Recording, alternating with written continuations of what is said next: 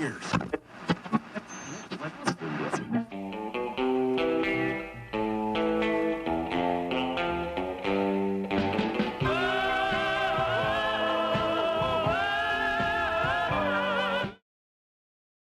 guys, so I got my next project here. It came in the mail today. I ordered off eBay, so let's take a look at it. I'm planning on starting on this until weather gets a little bit warmer, where I can take the Crosley 635 out to the garage and strip it down with some lacquer thinner, and then I can glue my veneers on it that need to be glued. But until it warms up enough, we're not going to do that, so I ordered this as an interim project. And so let's open it together, see what we get.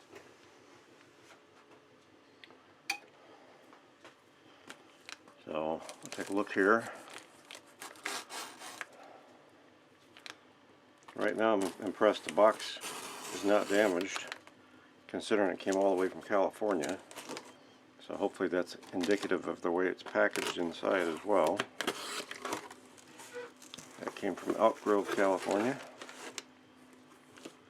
So let's just see what we got going on here.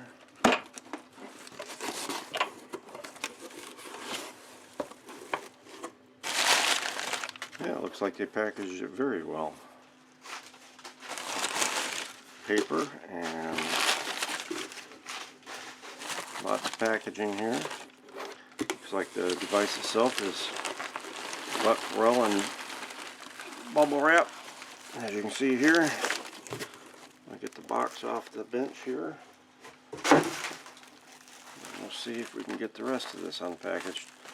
You can see it's packaged really well, so cannot complain the slightest about the shipper that did this, because they did an excellent job. Alright, now if I can keep from dropping it in the process, would be okay. So let's see if we can get this thing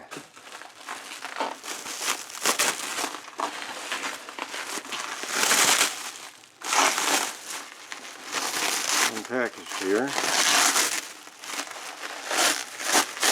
and then we'll see what we got.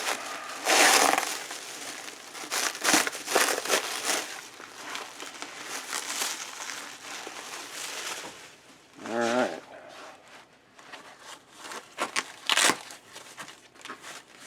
Very well packaged up.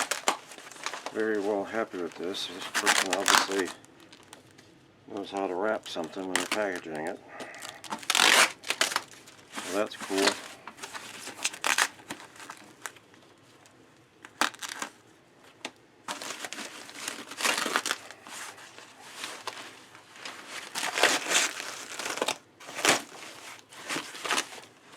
Wow.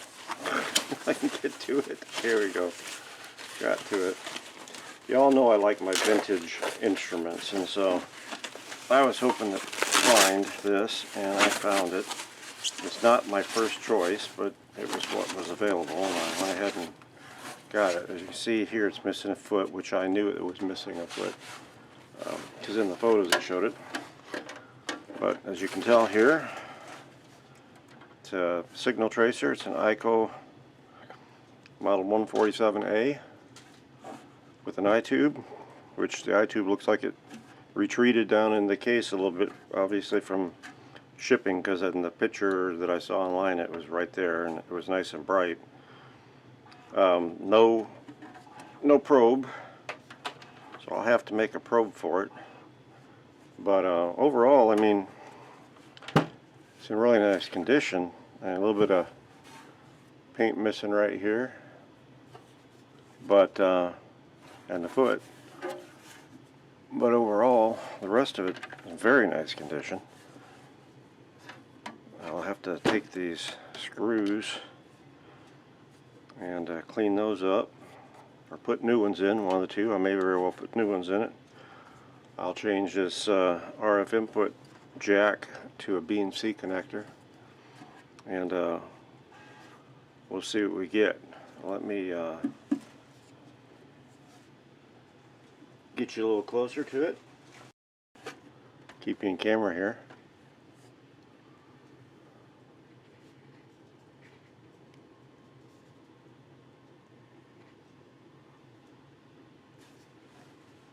we go.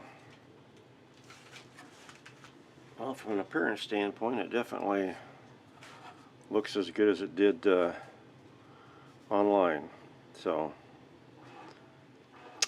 I don't want to plug it in and power it up until I make sure that that tube isn't shorting out against anything. So I guess we will start by taking this rear screw out right here and the front cover screws and get it out of the case. I gotta grab a screwdriver. Alright, let's take this screw out of here. There's that one. And I gotta be careful with that cord. Although I will likely change this cord. It's obviously the very original cord. It's not polarized or anything like that. But laying it over on its back, it's probably gonna try and chop that off some, but we'll change it to a more modern polarized cord anyway. So it should just be these parameter screws. They all look like they're the same, including the one that came out of the back, so that shouldn't be a problem. Don't have to worry about mixing them up. I am actually a very big fan of EICO. I realize that they were kits that were made that people put together, so they're only as good as the actual people who put them together at the time. But I do like them.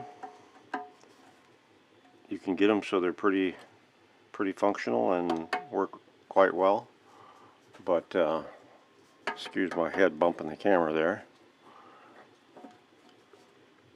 Let's see what we got here. See how good it looks inside, and we're gonna at least put new electrolytics in it probably. So alright, let's see what we got.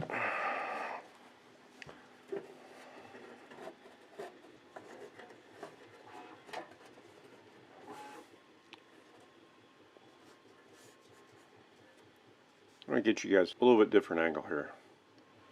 Okay, so here we go. Better angle for you guys. Let's just see what we got going on here. Get this thing to withdraw carefully without screwing anything up. Well, it looks really clean inside, I can say that.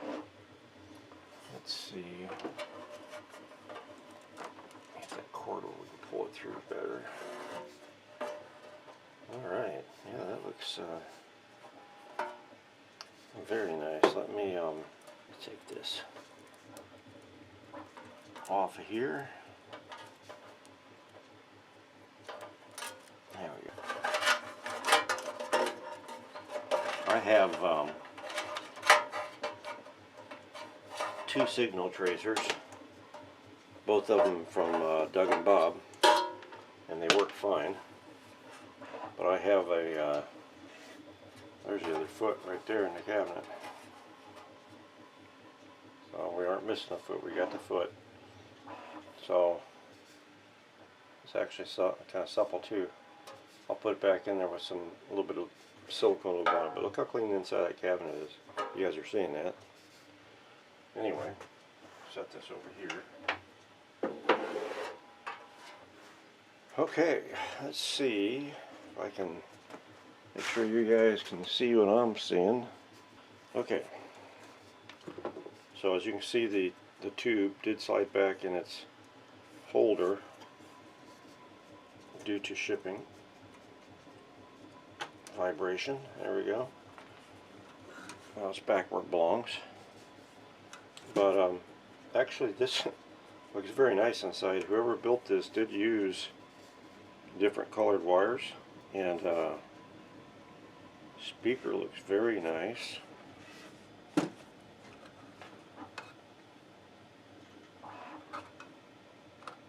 Set down there. Yeah, I mean that's looking pretty darn nice. Like I said, all different colored wiring. Now that wiring looks like I got against it with a little soldering iron there, but overall it doesn't look too bad. Everything looks basically new. Looks like he had drawn the tube complement numbers on there. And there's the electrolytic. Got 220s and 210s, microfarads. 220s at 450 volts and 210s at 350 volts. There's the bottom.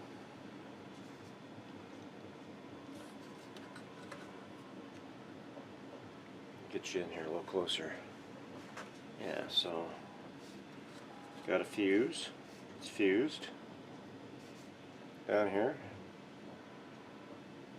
Got some ceramic caps in there. Heck, I think that I'll go ahead and plug it in. I don't see anything that looks alarming to me right at the moment. Actually looks very nice, actually, if I want to get right down to it. Yeah, I mean, the most can happen, right? We're gonna get it going anyway, so let's just go for broke, and I will put it in my electronic circuit breaker. Let's see, get that turned on. You guys are where you can see. I'm going to kill this light a little bit so it's not got quite as much light in the reflection of the eye tube. And I'll turn on the circuit breaker. There we go. And we'll plug it in. What are we on right now? Let's turn the voltage back some so we're not full voltage right off the bat, and we'll bring it up a little slowly so we don't overheat that electrolytic right off the bat. So, alright, we're plugged in. It's on because the switch is, that's off, so this is going to be on. Looks like 90 milliamps or 70 volts. Go ahead and take it up some more. 90 milliamps or 87 input volts. Take it back up to 100. Got 110, 130, 140 milliamps. Oh, the light's on nice and bright. Okay, the light's on nice and bright. Hold on a second. I'll kill a lamp or two in here.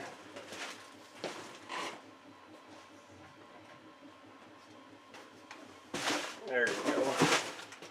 Should be able to see that, so nice and bright. Very bright. So we know the tube is good for sure. Hopefully I'm not driving it too much. I'm going to burn it out. Alright, so it does come on. It's 180 milliamps at 100 volts. I don't want to do anything to stress anything until I can get a chance to check it out, but that's our first look, and we will check it out. And once I get myself a schematic, we'll check it out. But I wanted to give you guys a first look at what our next project is, and hopefully we can get this thing recapped and working good. It looks good, and we'll clean it up better than what it is. But overall, I think I'm going to be very happy with this purchase. Very clean. Very clean. So, anyway, that was the first look from Greg at Greg's Vintage Workshop. Thanks for watching.